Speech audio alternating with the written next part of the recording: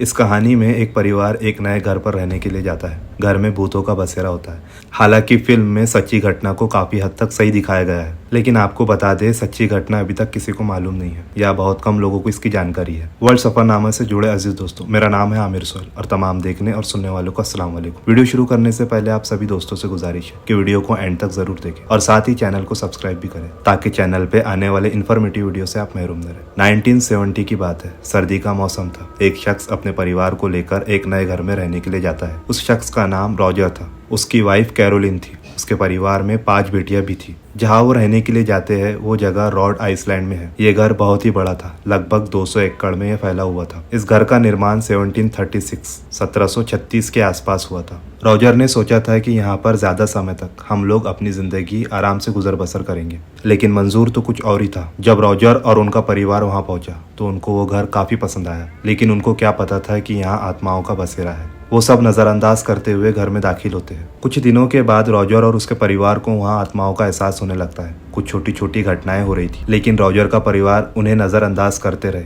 अभी तक उस घर के आत्माओं ने इस परिवार को कोई नुकसान नहीं पहुंचाया था। ये घटनाएं कुछ इस तरह घट रही थी कि जैसे रात को सोते समय डराना, बच्चों को खेलते हुए देखना, बच्चों से कभी कभी तो बातें भी करने लगती थी जिससे बच्चे डर जाते थे। कुछ दिन तो यही सब चलता रहा। वक्त गुजरता गया, घटनाओं का सिलसिला बढ़ता गया। उस परिवार का जहाँ जीवन अच्छा चल रहा था, लेकिन काल चक्र ने एक नया मोड़ लिया। अब उस परिवार को अजीबोगरीब आवाजें, मुख्तलिफ किस्म की भयानक आत्माएं दिखने लगी। अब कुछ ऐसी घटनाएं घटने लगी थी जिससे कि वो परिवार डर गया था। जैसे दीवार पर लगी तस्वीर का गिर जाना, दरवाजों का अपने आप खुल जाना, सामानों का अपनी जगह से बदल जाना। रात के समय छोटे बच्चों की आवाज आना शुरू हुई थी, जिस कारण पूरा परिवार सो नहीं पाता था। अब रॉजर और उसका परिवार डरने लगा था। वो पूरी तरह घबराने लगे थे, लेकिन अभी तक उस परिवार के किसी भी सदस्य को उन आत्माओं ने कोई नुकसान नहीं पहुंचाया था। लेकिन अब जो होने वाला था, शायद वो लोग इस बात से अनजान थे। उस घर में कुछ ऐसे प्रेत आत्माओं की एंट्री होती है जो काफी भयानक थी, जिसमें से एक आत्मा का नाम बसीबा था। बसीबा ने रॉजर और उसके बच्चों को छोड़कर उनकी माँ को निशाना बनाया।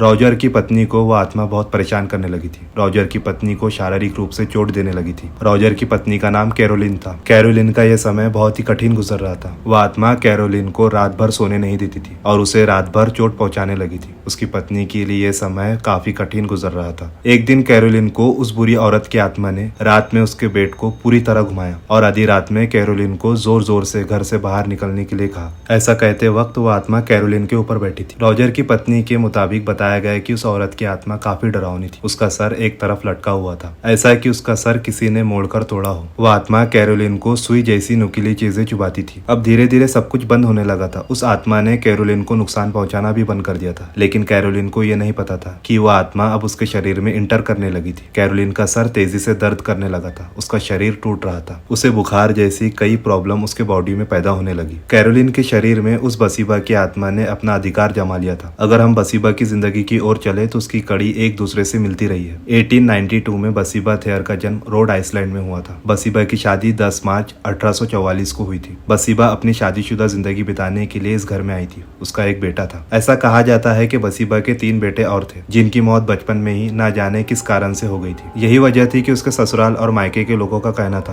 कि बसीबा एक डायन है जो काला जादू करती है और अपने बच्चों की बलि भी उसने इस काले जादू के चलती ही दी है। ऐसा इसलिए कहा जाता है कि बसीबा की एक बेटी थी जिसकी मौत उसके ऊपर सुई चुभोने से हुई थी और इसके माथे पर राख भी लगी थी। उसके गले में एक फूलों का माला भी था। पुलिस कर्मचारियों के जरिए जांच किया गया, लेकिन बसीबा के खिलाफ किसी भी तरह का कोई सबूत नहीं मिला था। कुछ वक्त गुजरने के बाद 1885 में बसीबा ने अपने आप को फांसी लगा ली। ये आज तक कोई भी नहीं जान पाया कि बसीबा ने अपनी जान क्यों दी थी। इन घटनाओं से परेशान होकर रॉजर ने वॉरेन की मदद ली। वॉरेन एक फेमस पैरानॉर्मल रिसर्चर थे। वॉरेन ने बहुत लोगों को आत्माओं के चुंगल से बचाया था। जब वॉरेन ने उस घर में इंटर किया तब उन्हें असाधारण शक्तियां महसूस हुई। वो जान गए कि यहाँ पर बहुत ही बुरी आत्माओं का बसेरा है। वॉरेन ने तुरंत ही पता लगाया कि रॉजर की पत्नी कैरोलिन के शरीर में एक बहुत ही बुरी आत्मा का कब्जा हो गया है। उन्होंने पूरे घर को अच्छी तरह से देखा और सभी बुरी आत्माओं को उस घर से भगाने का फैसला लिया। जैसे ही उन्होंने अपनी प्रोसेस शुरू की, सभी आत्माएं चिढ़ गई और उस घर के सामानों को इधर उधर पटकने लगी। फिल्मों में हमें बड़े ही अनसुनी दृश्य दिखाए गए थे। लेकिन असल में ऐसा नहीं था। वॉरेन ने एक ऐसी प्रोसेस की थी जिससे आत्माओं से डायरेक्ट बात की जा सकती, जिसे सांसे नामक प्रोसीजर कहते हैं। इस प्रोसेस के बाद रॉजर की बड़ी बेटी एंड्रिया ने साफ साफ बताया कि उस रात वॉरेन ने सांसे नामक प्रोसेस का इस्तेमाल किया था। इस प्रोसीजर के मुताबिक आत्माएं और चिढ़ गई थी, क्योंकि वॉरेन ने एक ऐसे दरवाजे को खोलकर आत्माओं को बुलाया था जिसे वो कभी बंद ही ना कर पाए, और इस कारण से सिचुएशन और भी बदतर होती चली गई। रॉजर ने वॉरेन को घर से निकालकर भगा दिया। फाइनेंशियली वीकनेस के कारण रॉजर इस घर को छोड़ नहीं पा रहे थे, जिससे उन्होंने 7 साल इस घर में बिताया और 7 साल बाद उन्होंने इस घर को छोड़ दिया। जॉर्जिया में एक नए घर को लिया और अपने परिवार समेत वहां चले गए। लेकिन बदकिस्मती की बात यह है कि जॉर्जिया में भी रॉजर और उनके परिवार को इन आत्माओं से छुटकारा नहीं मिला। कुछ न कुछ घटनाएं घटती रही। साल 2011 में एंड्रिया ने इस आपबीती घटना पर एक किताब लिखी जिसका नाम house of darkness house of light है। 2013 में द कंज्यूरिंग फिल्म बनी जिसके डायरेक्टर जेम्स वैन थे। ये फिल्म काफी हिट रही। उस वक्त लॉरेन ने इस मूवी में अपने साथ होने वाले एक्सपीरियंस भी शेयर किया, जिससे इस फिल्म को वास्तविकता से जोड़ा जा सके। उम्मीद करता हूँ आपको वीडियो पसंद आया होगा। मिलते हैं एक और नए दिलचस्प टॉपिक के साथ। तब तक के लिए अल्लाह हाफिज।